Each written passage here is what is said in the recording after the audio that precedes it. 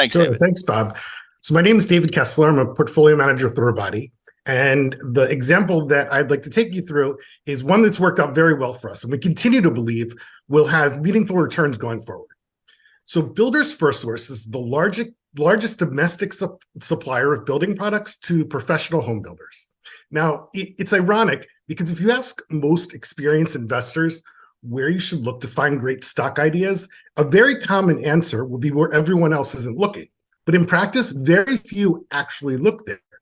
So as cyclical businesses, such as building products distribution, begin to experience tough times, capital rushes for the exits, and very often in businesses of cyclical industries, the stocks will trade for far less than what it would cost to replicate that business. And that might make sense in the moment because the earnings at that time don't justify replicating those assets.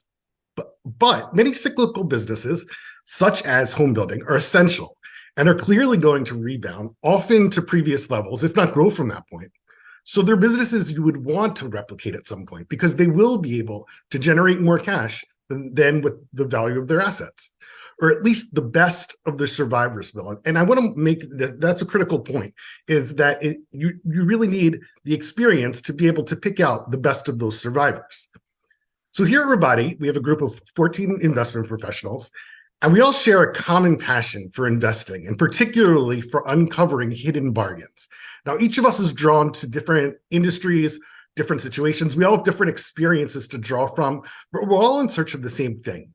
And our individual passion combined with our constant collaboration is really one of our strongest competitive advantages. Now, all the time, I, along with all the members of the investment team, we'll get an email from Bob saying that he's going to visit Houston or Toronto or Omaha and has a few hours free. So he wants to know what company have we been looking at that are located in those cities so he can call management and meet with them while he's there. Now, in 2009, Alan Weber responded to one of those emails saying Bob should go visit with Builders FirstSource in Houston. Of course, the CFO was available to meet with Bob because no one wanted to talk to him. Investors had fled. Wall Street wouldn't go anywhere near the stock. So Bob's talking to the CFO, and the CFO tells him that when we get back to building 1 million single-family homes in the US, we'll generate this much revenue with EBITDA margins of 8%. Now, 8% seemed aggressive, given that margins, even the peak of the housing bubble, hadn't even reached 7%. But the CFO went on to explain that the company had spent the last 7 or 8 years going crazy, buying businesses, slapping them together, and it was a bit of a mess. So now, with time on their hands, management was busy restructuring the business logically, and they were confident they would be able to generate at least 8% EBITDA margins. So that meant if demand recovered to 1 million single-family homes, the company should earn $1.50 per share of EBITDA.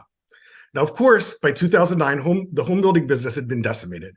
Single-family homes built went from a peak of 1.7 million a year to less than 500,000 homes a year, which was less than half of the 50-year average at that time of a bit over 1 million single-family homes a year.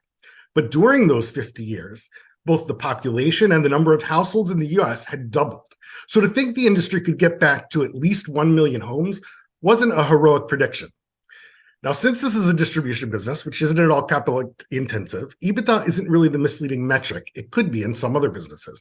So Bob realized there might be an opportunity to buy a business for roughly 2 times pre-tax earnings. Now, the company did have some debt, but it had also been a long-time holding of 2 leading private equity firms who believed in the business. So Bob figured the worst case, those companies may have to inject some capital, meaning dilution. But even if that meant it was trading at 4 times, it was still clearly a tremendous bargain.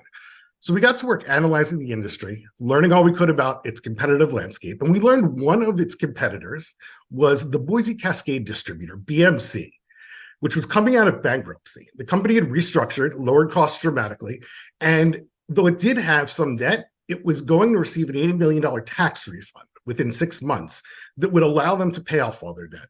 The company hadn't yet relisted, so it continued to trade in this gray market with shares that were then owned by lenders who ended up with equity in a business they didn't want and wanted to sell.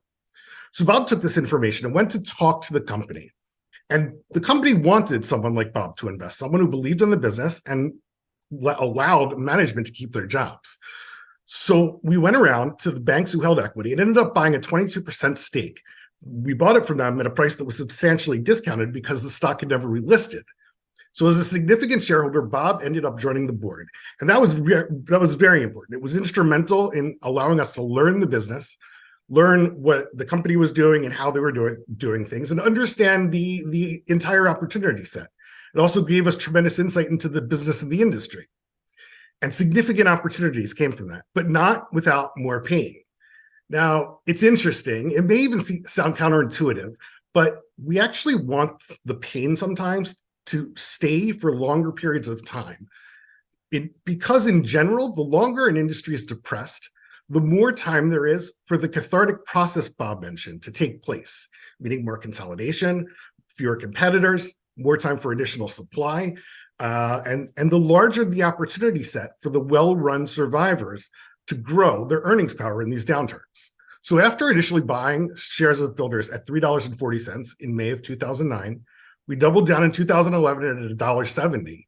The opportunity was getting larger, but the price was getting cheaper. And the market wasn't interested at all because it couldn't identify when the business would change. But we had very high conviction that it would and had the patience to hold tight. Now, when we first got involved, the market capitalization of both Builders FirstSource and of BMC were both below $200 million, essentially microcaps.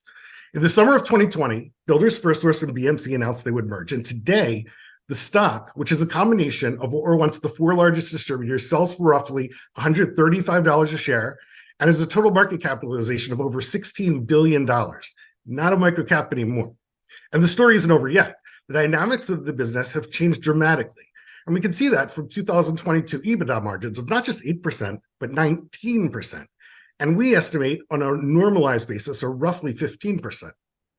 Now, before I hand it back to Bob, I just want to pull on another connected thread to illustrate what he said and mentioned in the beginning about how people, our passion, and our collaboration are one of our biggest advantages. So when I joined the firm at the end of 2009, I began doing some work on Builders FirstSource and BMC. And that exposure, combined with my prior summer internship experience while I was in business school, where I spent an entire summer analyzing wallboard maker USG, allowed me to identify and recognize a unique supply-demand situation unfolding in the oriented strand board industry, where the same cyclical dynamics had taken place, and so much capacity had been taken out of the market that, again, if we reach just 1 million single-family homes, capacity utilization would rise well above 90%, giving producers significant pricing power.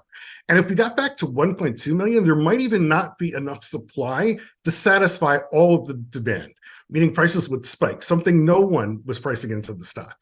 We initially invested in Canadian producer Ainsworth, which was bought out by Norbord, and eventually bought out by West Fraser, making them by far the largest OSB producer of the US. And indeed, supply constraints have caused prices to initially have gone up by more than 5 times to all-time highs. And while they've pulled back, they remain well above historical averages, generating significant cash flow for West Fraser.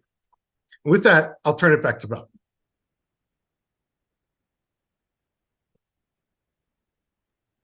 So actually, I'm going to go a little off script here.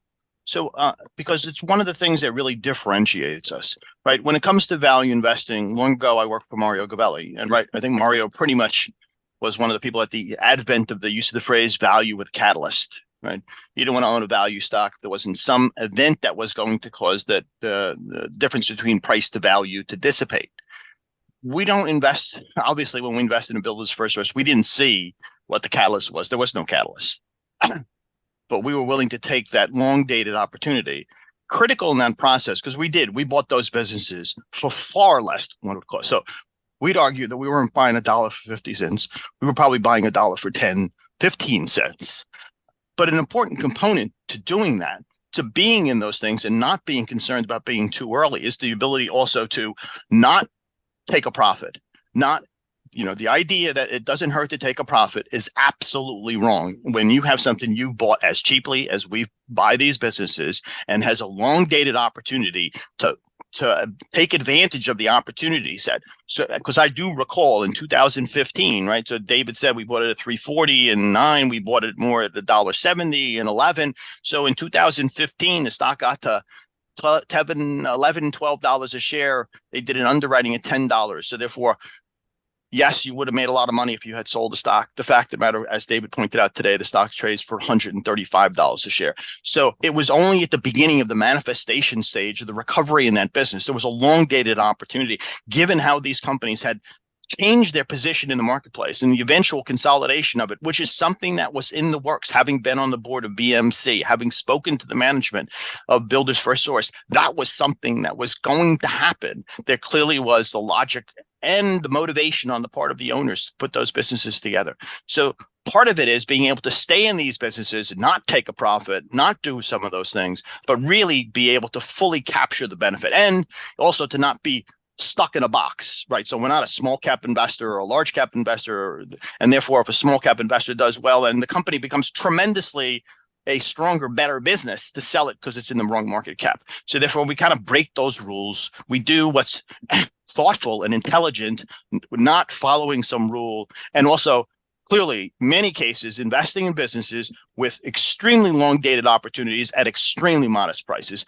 And so that's a critical differentiator, we would think, between ourselves and a lot of other people in how we do invest, even in the value space. The fewer of us that are left investing in businesses like this that are cyclical, because that's, of course, something that most people don't do anymore today. Absolutely. So